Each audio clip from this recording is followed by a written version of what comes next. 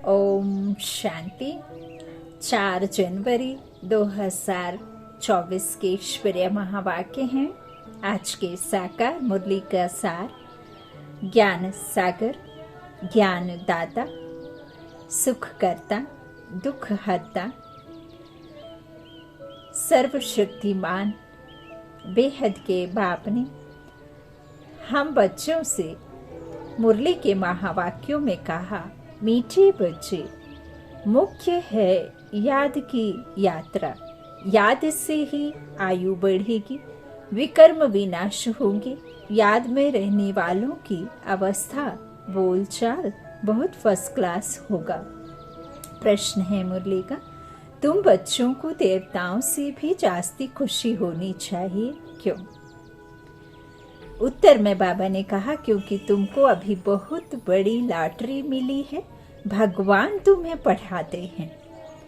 कोई लौकिक में यदि राजीव गांधी के स्कूल में पढ़े, अमिताभ बच्चन के स्कूल में पढ़े, तो वो अपने आप को बहुत बड़ा समझता है। उसे लगता है कि हमने दुनिया के सबसे बड़े स्कूल में पढ़ाई करी। बाबा कहते हैं, तुम बच्चों की ये भल गुप्त पढ़ाई है, लेकिन नशा तो देखो। होना चाहिए ना नशा, कि हमें ऊंच ते ऊंच सर्वोच्च सर्व ज्ञानी भगवान, इस दुनिया का रचना करने वाला रचता बाप, परम धाम का रहने वाला परम पिता परमात्मा ईश्वर हमको पढ़ा रहे हैं। तो बाबा कहते हैं, तुम्हें भगवान पढ़ाते हैं, ये तुम्हारी बहुत बड़ी लॉटरी लगी है। और हम सोल में भी यदि कोई के ऐसे बड़े स्कूलों में पढ़ने के लिए जाते हैं तो डोनेशन दो, इंटरव्यू दो, उसमें रिटर्न होता है, पेरेंट्स का होता है, और इतना पैसा लगता है, तब कहीं जाके आप स्कूल में पढ़ाई पढ़ते हैं। और ये उच्चते उच्च भगवान जो हमें पढ़ा रहे हैं, इसमें ना कुछ पैसा लगना है और ना ही तुम्हारी कोई किसी तरह की हिम्मत, ना ही कोई मेहनत लगनी है। ओ बाबा, शुक्रिया शुक्रिया। तो बाबा कहते, सतयुग में देवता देवताओं को पढ़ाएंगे, यहाँ मनुष्य मनुष्यों को पढ़ाते हैं, लेकिन तुम आत्माओं को स्वयं परमात्मा पढ़ा रहे हैं। तुम अभी स्वदर्शन चक्रधारी बन रहे हो। तुम्हारे में सारी नॉलेज है, देवताओं में यह नॉलेज भी नहीं। गीत है, जाग सजनिया जाग। ओम शांति। नए युग में होते हैं देवी देवताएं, हैं वह भी मनुष्य, परंतु उन्हों के गुण देवताओं जैसे होते हैं। वह है वैष्णव डबल अहिंसक। अभी मनुष्य डबल अहिंसक है, मारा मारी भी करते, काम कटारी भी चलाते। इसको कहा जाता है मृत्यु लोक। यहाँ किसी की उम्र का कोई ठिकाना नहीं होता है ना। बाबा कहते हैं, जिसमें भिखारी मनुष्य रहते हैं उसको कहा जाता है देवलोक, जिसमें देवी देवता रहते हैं। बाबा क्या कह रहे हैं, मृत्यु लोक जिसमें भिखारी मनुष्य रहते हैं, तमो प्रधानता जिसमें होती है, तो वो ही पुरानी दुनिया है। तो जिसमें भिखारी मनुष्य रहते हैं वह है मृत्यु लोक, और उसको कहा जाता है देवलोक, जिसमें देवी देवता रहते हैं निर्विकारी। वह डबल अहिंसक थे, ना उनको काम कटारी, ना किसी तरह का किसी प्रकार का विकार होता है, तो वो अहिंसक बाबा कहते, डबल अहिंसक है ना, स्मृति में रहते हैं ना आत्मा की। अच्छा, तो उन्हों का भी राज्य था। कल्प की आयु लाखों वर्ष की होती तो कोई बात का ख्याल भी नहीं आता। आजकल कल्प की आयु कम करते जाते हैं, कोई 7,000 वर्ष कहते, कोई 10,000 वर्ष कहते। यह भी बच्चे जानते हैं कि बाप है ऊंचे ते ऊंचा भगवान, और हम उनके बच्चे रहते हैं शांति धाम में। हम पंडे हैं, रास्ता बताने वाले। इस यात्रा का कोई वर्णन है नहीं, बल गीता में अक्षर है मन मना भव, परंतु उनका अर्थ क्या है? अपने को आत्मा समझ, बाप को याद करो। यह किसकी बुद्धि में नहीं आता। बाबा कहते, जब बाप आकर समझाए तब किसकी बुद्धि में आए। इस समय तुम मनुष्य से देवता बनते हो। मनुष्य यहाँ है, देवता सतयुग में होते हैं। मनुष्य विकारी होते हैं और देवता निर्विकारी होते हैं। तो बरोबर तुम अभी मनुष्य से देवता बनते हो। तुम्हारी यह ईश्वरीय मिशन है। निराकार परमात्मा को कोई मनुष्य तो समझ ना सके। निराकार को हाथ पांव कहाँ से आया? श्री कृष्ण को हाथ पांव सब कुछ है। भक्ति मार्ग के कितने शास्त्र बनाए हैं। अब तुम बच्चों के पास चित्र आदि तो बहुत हैं। चित्र से याद आती है कि इस चित्र पर यह समझाए है ना, बाबा ने बनवाए हैं ना। 7 रोज की भट्टी में 7 दिन के कोर्स में बाबा ने अपने बताया है कि किस तरह से कौन सा चित्र बाबा ने बैठ अपनी मत से बनवाए हैं। वो मनुष्यों के बनाए हुए चित्र नहीं है, वो मनुष्यों को मत परमात्मा ने इस ब्राह्मण कुल में आकर के ना ब्रह्मा के द्वारा बनवाए हैं ना। तो बाबा कहते हैं कि वो मनुष्यों के तो द्वारा जो बनाए हैं वो तो शास्त्र है। गीता जो लिखी हुई गीता वो है ना, रामायण महाभारत ये सब मनुष्यों को बने हुए हैं। उपनिषद वेद शास्त्र ये सब भक्ति की सामग्री मनुष्यों की बनाई हुई है। भगवान की बनाई तो हो ना सके। तो बाबा कहते हैं इस तरह से जो चित्र मैंने बनवाए हैं ना, तो उस पे तुम समझा सकते हो ना। कितने सारे हैं बाबा ने बताया है। तो और भी बहुत चित्र बनते जाएंगे। अभी भी बाबा बनते बनी भी भर रहे हैं ना। देखो अभी ये बाबा की मुरलियां कब की हैं, है ना। ब्रह्मा बाबा अव्यक्त होने से बिफोर की हैं। तो उस टाइम पे तो देखो कुछ भी नहीं था। अब तो हमें पका पकाया मिल रहा है, उनको तो पकाना पड़ा है ना। हमको तो पका पकाया मिल रहा है, सिर्फ हम खा रहे हैं। तो बाबा कहते हैं चित्र बनते जाएंगे। एकदम ऊपर आत्माओं का भी दिखाना है ना। 3 लोक का भी बाबा ने दिखाया है। परम धाम में आत्माएं रहने वाली और परमात्मा रहने वाला निवासी है ना, निवास स्थान आत्माओं का। फिर दूसरा सूक्ष्म वतन दिखाया ना चित्र में। फिर 3rd फ्लोर पर जो पृथ्वी साकार लोक, जहाँ हम आत्माएं तन लेकर के पाठ बचाते हैं। तो बाबा कहते हैं इस तरह से आत्माओं का भी दिखाना है। आत्माएं ही आत्माएं दिखाई देंगी। कहाँ? सबसे ऊपर, जो फर्स्ट फ्लोर है वहां पे सिर्फ और सिर्फ आत्माएं ही आत्माएं दिखाई देंगी। फिर सूक्ष्म वतन, उनके नीचे मनुष्य लोग भी बनाएंगे। मनुष्य कैसे पिछाड़ी में आकर फिर ऊपर चढ़ते हैं यह दिखाएंगे। दिन प्रतिदिन नई इन्वेंशन निकलती जाएगी। अब जितने चित्र हैं उतनी सर्विस भी करनी है। फिर ऐसे ऐसे चित्र बनेंगे जिससे मनुष्य जल्दी समझ जाएंगे। झाड़ बहुत जल्दी बढ़ता जाएगा। कल्प पहले जिसने जो पद पाया होगा, जो रिजल्ट निकली होगी वही निकलेगी। ऐसे नहीं कि पिछाड़ी में आने वाले माला के दाने नहीं बन सकते हैं, वह भी बनेंगे। 9दा भक्ति वाले रात दिन भक्ति में लगे रहते हैं। बाबा ने कहा ना, ये 9दा भक्ति वाले क्या है? भक्ति। और 9दा ज्ञान क्या है? जो परमात्मा की यथार्थ पहचान दे सके। तो तब उन्हों को साक्षात्कार होता है। किनको? 9दा भक्ति करने वालों को। रात दिन लगे रहते हैं ना, तब उनको साक्षात्कार होता है। बाबा कहते यहाँ भी ऐसे निकलेंगे। रात दिन मेहनत कर पतित से पावन बनेंगे। चांस सबको है, ऐसे नहीं पिछाड़ी में कोई रह जाए। ड्रामा ही ऐसा बना हुआ है जो कोई रह नहीं सकता। सब तरफ पैगाम देना है। शास्त्रों में है एक रह गया तो उल्हना दिया। यह चित्र अखबार आदि में भी पढ़ेंगे। तो बाबा कहते यह चित्र अखबार आदि में भी पढ़ेंगे। तुमको भी निमंत्रण मिलते रहेंगे, सबको मालूम पड़ेगा, है ना। अब ये पैगाम सबको देना है ना। बाबा कहते शास्त्रों में है एक रह गया तो उल्हना दिया। रह गया ना, तो यह चित्र अखबार आदि में भी पढ़ेंगे। तुमको भी निमंत्रण मिलते रहेंगे। सबको मालूम पड़ेगा कि बाप आया हुआ है। चारों तरफ से आवाज आएगा मेरा बाबा मेरा बाबा। और अभी भी आने ही लगा है ना। तो बाबा कहते देखो कितने, पहले तो कहीं भी नहीं था। अब देखो 140, 141, 42 देश विदेश में बाबा की ये ज्ञान गंगाएं बाबा ने निमित्त बनकर अपने फरिश्तों को, रूहानी सेना को लगा रखा है ना। तो बाबा कहते इस तरह से सबका बाप आया हुआ है। ऐसे आवाज आएगी। जब पूरा निश्चय होगा तब दौड़ेंगे। नामाचार निकलता ही रहेगा। नवयुग सतयुग को कहा ही जाता है। नवयुग अखबार भी निकलती है, कहते हैं न्यू दिल्ली। परंतु न्यू दिल्ली में यह पुराना किला खिचड़ा आदि हो न सके। अभी तो हर चीज टेढ़ी बाकी हो गई है। सतयुग में सब तत्व भी ऑर्डर में रहते हैं। यहाँ तो 5 तत्व भी तमो प्रधान है। वहाँ सब तो सतो प्रधान होते हैं, तो हर एक तत्व से सुख मिलता है। पूरी दुनिया ही सतो प्रधान होती है, तो कोई भी दुख नहीं देता है ना। 5 तत्वों से भी सुख मिलना है तो दुख का नाम भी नहीं, उसका नाम है स्वर्ग। यह सब बातें अब तुम समझते हो कि बरोबर अभी हम तमो प्रधान बन गए हैं। अच्छा, यहाँ स्वर्ग कहते हैं, है ना, जैसे कि चले जाते कोई कश्मीर में, कोई कहीं विदेशों में घूम आते हैं तो कहते अरे स्वर्ग के माफिक था, बिल्कुल ऐसा लग रहा था मानो स्वर्ग है।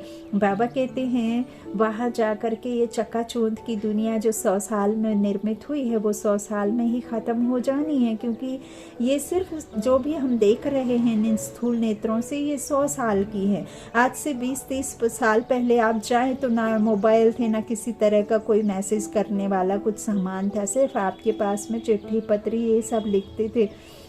दूर देश में आपको भेजना है तो उसके लिए फिर आपको महीने महीने भी इंतज़ार करना, महीना जाने का महीना आने का, 2 महीने में आप अपने संदेश को पहुंचा पाते थे। उसके पहले पिजन था, कबूतर के थ्रू जाते थे, उसके पहले ईगल था, उसके थ्रू जाते थे। तो ऐसे सब बाबा कहते हैं ये सब जो दुनिया में आया है जिसे आप स्वर्ग मान बैठे हैं, तो वो सब अभी 100 साल का है, 100 साल में ही इसको ख़त्म भी होना ही है, ये ड्रामा है। तो बाबा कहते हैं जो अनेक में बदली हुआ उसको एक करने के लिए अनेक को खत्म होना जरूरी है, ये समझने की बातें हैं बुद्धि से। तो बाबा कहते हैं इस तरह से वहाँ पे हर चीज नई होती है, कुछ भी पुराना नहीं। और स्वर्ग जिसे आप समझ बैठे हैं, अच्छा स्वर्ग होता तो फिर अकाले मृत्यु क्यों होती, एक्सीडेंट क्यों होता, कोई किसी को दुख क्यों देता, तो क्यों कोई बीमार। भले ही आप कश्मीर में रहते हैं, आपको लगता है कि ये स्वर्ग समान है, लेकिन क्या आपके शरीर में कोई बीमारी, कोई किसी तरह की अड़चन, कोई परेशानी, कोई घर परिवार में परेशानी है? है ना?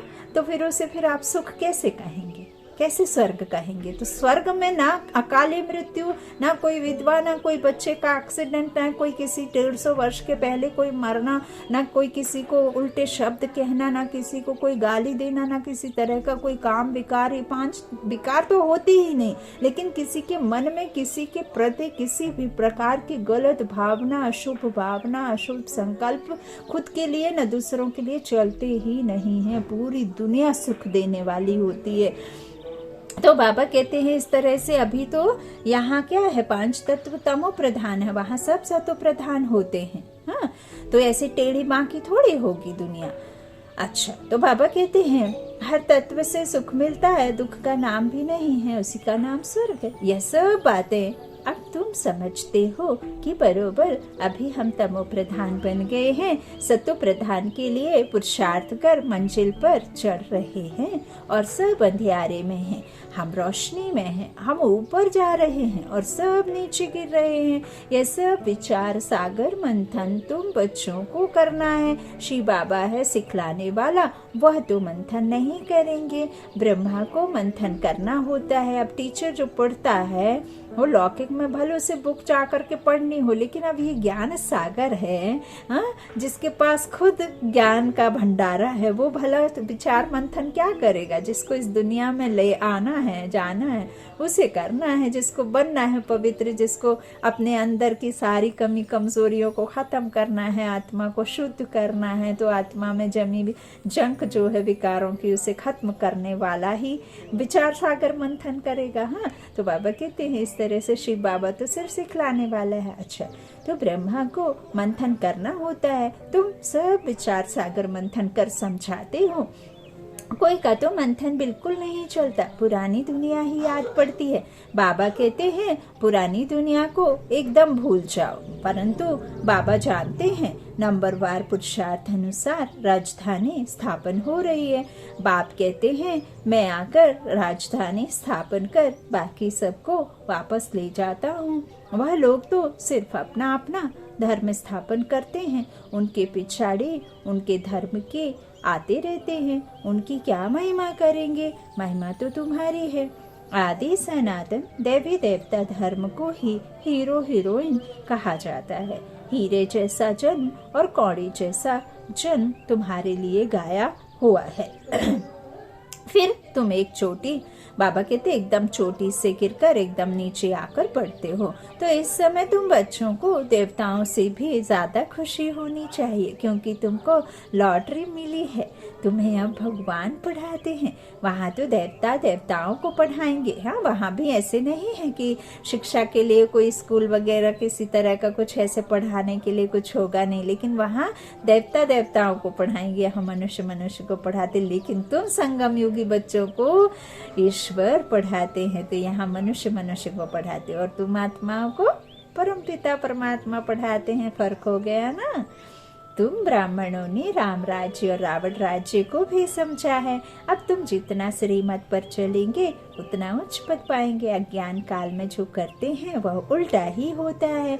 छोटेपन में सगीर बुद्धि होती है, फिर बालिक बुद्धि होती है, 16-17 वर्ष के बाद सगाई होती है। आजकल तो गंद बहुत है, गोद वाले बच्चे की भी सगाई करा लेते हैं ना, गोद में लिए उनका कर देते, फिर गौना करते, ये करते वो करते, कितना कुछ गंद है।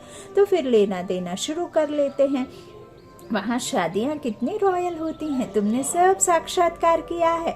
जितना आगे बढ़ते जाएंगे तो तुम सब साक्षात्कार करेंगे।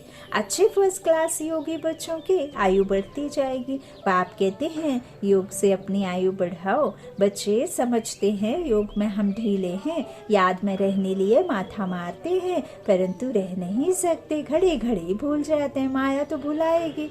वास्तव में यहाँ वालों का चार्ट बहुत अच्छा होना चाहिए। बाबा कहते जो समर्पित बच्चे हैं, जो मधुबन में जो सेवाधारी बच्चे, जो समर्पित बच्चे हैं, उनको तो कम से कम बहुत अच्छा होना चाहिए। बाहर तो गोरख धंधे में रहते हैं, बाप को याद करते करते यहाँ ही तुमको सतो प्रधान बनना है। कम से कम भोजन बनाते, काम करते, 8 घंटा मुझे याद करो, तब कर्मातीत अवस्था अंत में होगी।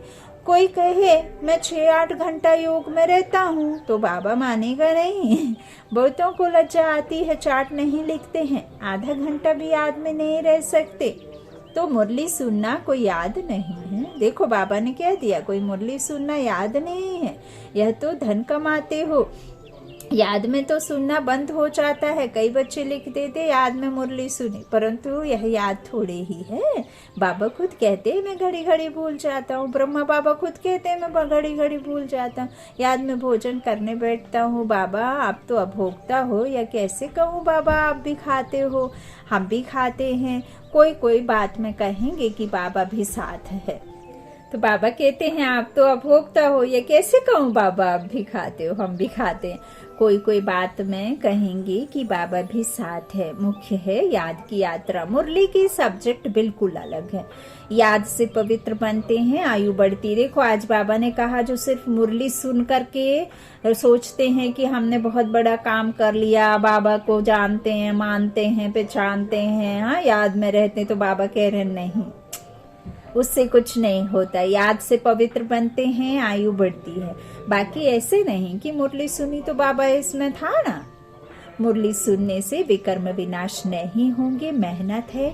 बाबा जानते हैं बहुत बच्चे बिल्कुल याद नहीं कर सकते हैं। याद में रहने वाले की अवस्था बोलचाल बिल्कुल अलग रहेगा। याद से ही सतो प्रधान बनेंगे, परंतु माया ऐसी है जो एकदम बुद्धू बना देती है। अब बुद्धू को बुद्धिमान बनाने के लिए बुद्धिवान बाप आया है, तो भक्तों की बीमारी उथल पड़ती है। मोह जो नहीं था वह उथल पड़ता है, फंस मारते हैं। बड़ी मेहनत का काम है। मुरली सुनना यह सब्जेक्ट अलग है। यह है धन कमाने की बात, इसमें आयु नहीं बढ़ेगी।